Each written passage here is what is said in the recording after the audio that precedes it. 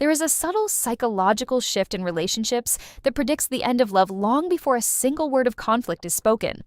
Most women miss it because it doesn't look like anger or distance. It looks like peace. By the end of this video, you will recognize the 5 hidden signs that reveal whether a man is still emotionally invested in you or if he is just occupying the space next to you. If you have ever sat next to your partner on a quiet evening, feeling a deep, inexplicable loneliness that makes you wonder if you are losing your mind, this video is for you. We are not going to focus on the obvious signs of a fading relationship, like shouting or betrayal. Instead, we are diving deep into the quiet, everyday habits and behavioral science that prove where his heart truly lies. You will learn how to read the silent spaces in your conversations and the real meaning behind his actions, giving you the clarity you have been searching for. Let us begin with the first behavior, which is the illusion of familiarity. Many people believe that as long as a relationship is stable and conflict-free, love is still alive. You share a home, you eat dinners together, and you talk about the grocery list or the utility bills. But there is a massive difference between a partnership built on love and a partnership built on routine. The human brain is highly adaptable, and it is remarkably easy to mistake the comfort of habit for the warmth of connection. Routine acts as a slow, quiet tranquilizer for the relationship, convincing both partners that because nothing is breaking, everything is working. When a man stops loving you, he rarely announces it. Instead, he simply stops trying to cross the invisible bridge between your worlds. He goes through the motions of daily life, treating you more like a long-term roommate than a romantic partner, while you are left carrying the emotional weight of keeping the connection alive. This physical proximity without emotional attunement is just a form of cohabitation. You might sit on the same sofa, eat at the same dinner table, and share the same bed, but his attention is no longer focused on you.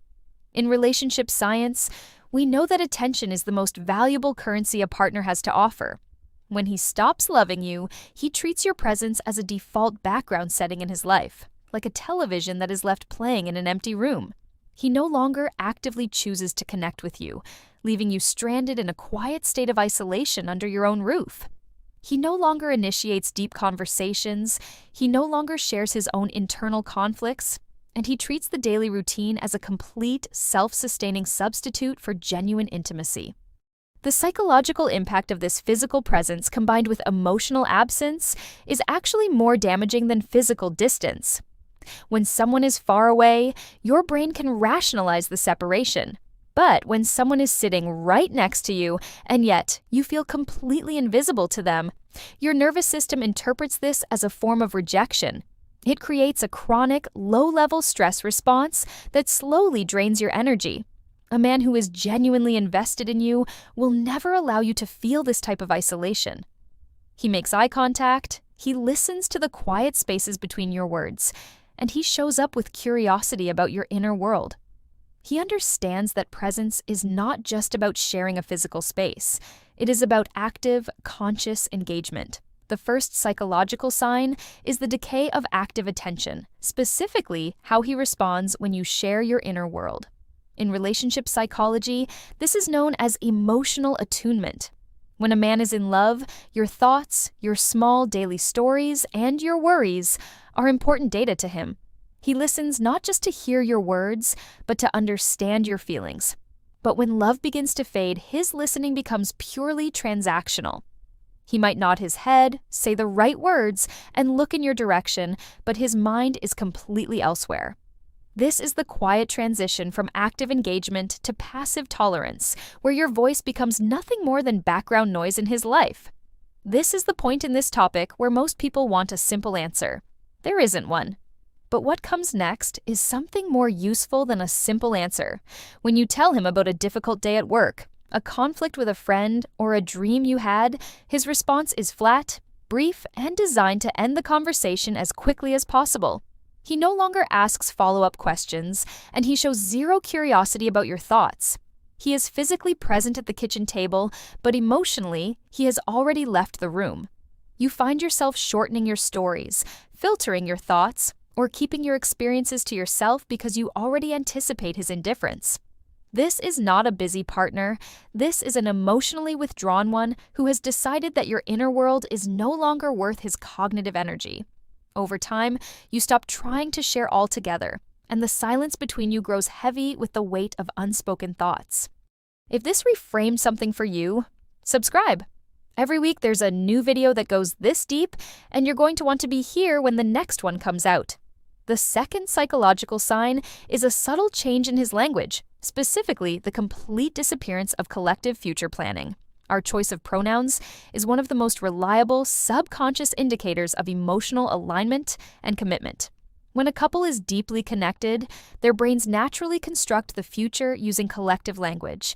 Phrases like, "we should go there next summer," "when we renovate the kitchen," or "our next trip," are automatic. They show that in his mind, his future and your future are completely merged. When a man's feelings are fading, his subconscious begins to decouple your lives, and this shows up in his speech long before he makes any conscious decisions. He starts speaking in singular terms. He talks about his career plans, his dream trips, and his financial goals using I instead of we. You might notice this in everyday text messages. When planning the upcoming weekend, instead of saying, "What should we do on Saturday?" he texts you, "I'm going to do some chores in the morning and then see my friends." If you ask him about plans 6 months down the line, he becomes vague, evasive, or changes the subject entirely. He might say, "I need to focus on my career," or "I want to travel more," completely omitting your presence from the equation. He is no longer able to project you into his future because, psychologically, he is already preparing to navigate his life alone. This shift in pronoun usage is a powerful psychological defense mechanism known as linguistic distancing. It allows him to emotionally disengage from the shared commitment without having to face the discomfort of an official breakup. When a man stops using collective language, he is sending a clear signal that he no longer views the relationship as a permanent fixture in his life. He is keeping his options open and keeping his future compartmentalized, ensuring that if the relationship ends, his primary world remains completely untouched and undisturbed. The third psychological sign is the repeated rejection or ignoring of what relationship expert Dr. John Gottman calls bids for emotional connection. A bid can be something as small as pointing out a beautiful sunset, sharing a funny picture on your phone, or reaching out to touch his arm as you walk past him in the hallway. These are tiny, everyday invitations for intimacy. In healthy, loving relationships, partners turn toward these bids over 80% of the time, acknowledging them with a smile, a touch, or a brief conversation. When a man is emotionally checking out, he begins to turn away from these bids. When you show him something, he barely looks up from his computer. When you touch his shoulder, his body remains stiff or he subtly pulls away. When you try to share a moment of humor, he meets it with silence or a half-hearted sigh.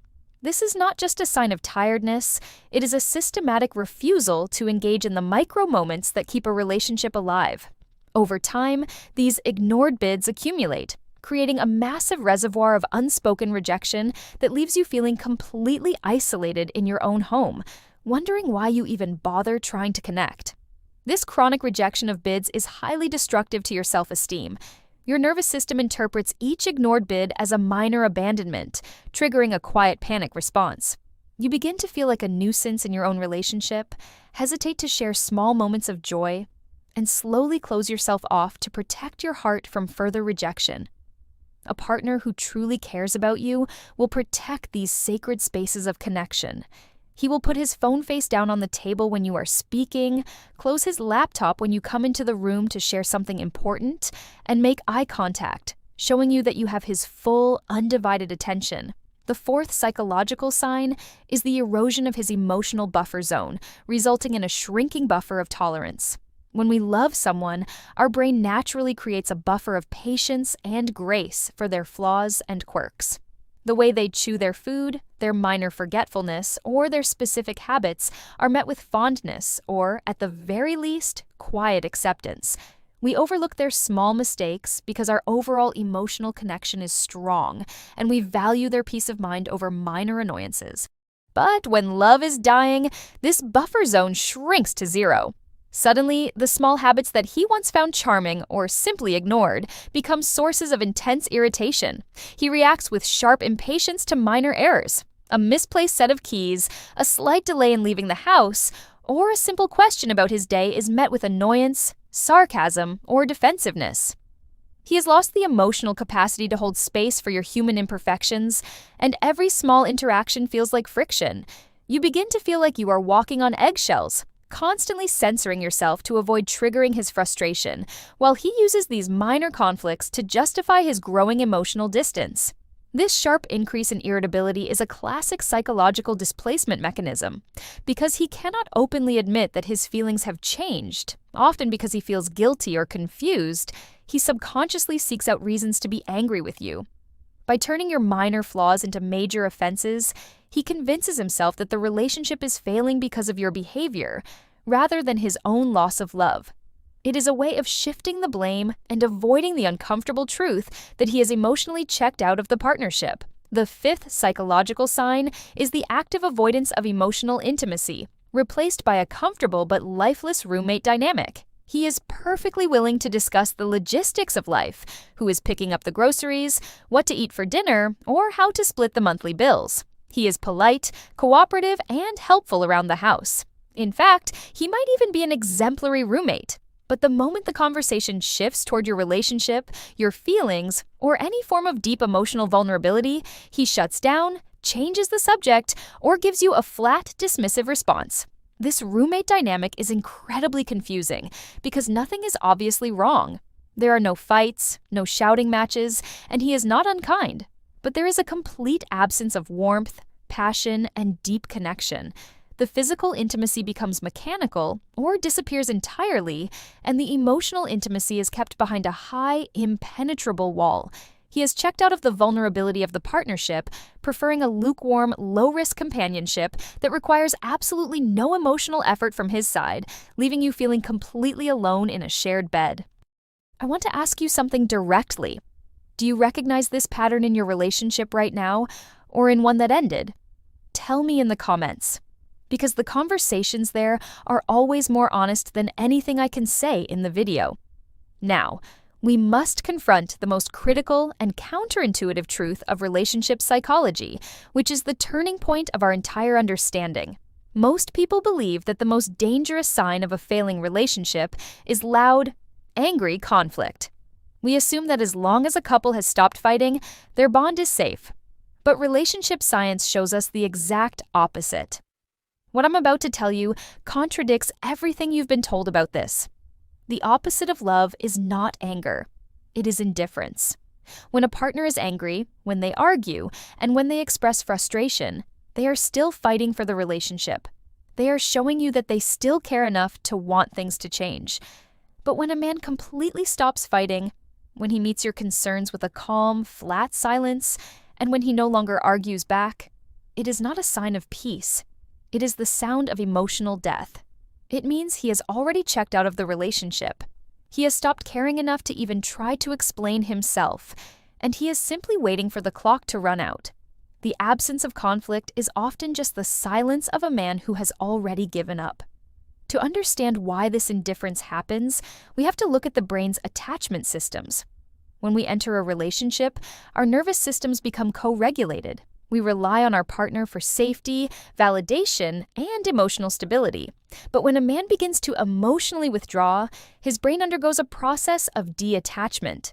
He begins to find his safety and validation outside of the relationship, in his work, his hobbies, his friends, or his screen. Stop for a second, because what I just described is not a coincidence. It is a deliberate, subconscious defense mechanism. During this emotional withdrawal, the brain actually shuts down its mirror neuron system. When you are crying, visibly upset, or pleading for connection, his face remains completely blank. No empathetic mirroring occurs. The nervous system blocks the ability to feel your pain because it has rewritten you as a source of emotional threat or drain. Once this detachment process is complete, no amount of logic, pleading, or explaining can force him to care again. You cannot convince someone to love you by presenting a rational argument. His brain has already rewritten the narrative of your connection, viewing the relationship as a source of drain rather than a source of safety. When you try to explain your pain, his system hears it as noise or blame, driving him even further into his shell of indifference. If someone in your life is living exactly this and doesn't have the words for it yet, send them this video. Let it do the explaining. So, how do you navigate this painful reality without losing your own sanity? You must stop looking at his words and start looking at his willingness to repair the connection. In relationship psychology, this is called the capability versus willingness test. Every couple goes through dry spells, stressful seasons, and periods of emotional distance due to career pressure, grief, or personal struggles. This is a normal part of the human experience, and in a healthy relationship, couples support each other through these seasons. The difference lies in what happens when you bring the distance to his attention. A man who still loves you, even if he is exhausted or struggling, will care that you are hurting. He will apologize for his absence, acknowledge your pain, and stand beside you in the work of rebuilding the bridge. A man whose love has died will meet your vulnerability with defensiveness, blame, or absolute indifference. He will tell you that the distance is your fault, that you are being needy, or that you are making things up. This is your mirror. It is not about whether he is perfect. It is about whether he is willing to look in the mirror and work with you to heal the bond. If this gave you something concrete to think about, the like button is how you tell the algorithm that this type of content matters. And it does matter. Reclaiming your boundaries is the most courageous thing you can do for your life. You must accept the hard truth that you cannot love someone into loving you back. Your patience, your understanding, and your willingness to shrink your own needs cannot compensate for his lack of investment. When you continue to accept the bare minimum, his physical presence without his emotional heart, you are validating his decision to remain distant. You are teaching him that he can give you nothing and still receive your full devotion. Many stay in empty relationships due to the sunk cost fallacy. The human brain is wired to avoid loss at all costs. We look at the years we have invested, the family we have built, or the shared history, and we convince ourselves that leaving means all of it was a waste. We stay in the silence, hoping that if we just explain our pain one more time, or if we just change our own behavior to make them more comfortable, they will finally understand and change. But a partner who has emotionally checked out has no incentive to change. They are comfortable with the status quo because they get the security of your presence while offering zero vulnerability in return. The most unsettling thing about this process is not the realization that love has faded, but the realization of how long we stayed in the silence, hoping things would magically change. True clarity is painful, but it is also incredibly liberating. It frees you from the exhausting cycle of guessing, begging, and wondering where you stand. It allows you to reclaim your self-worth and recognize that your love is a precious gift that deserves to be reciprocated, not tolerated. I'll leave you with one question. Not to answer here, but to sit with. If the relationship you're in right now were a choice you made today, knowing everything you know, would you make it again? There's no right answer, but there is an honest one. And that honesty is the beginning of whatever comes next.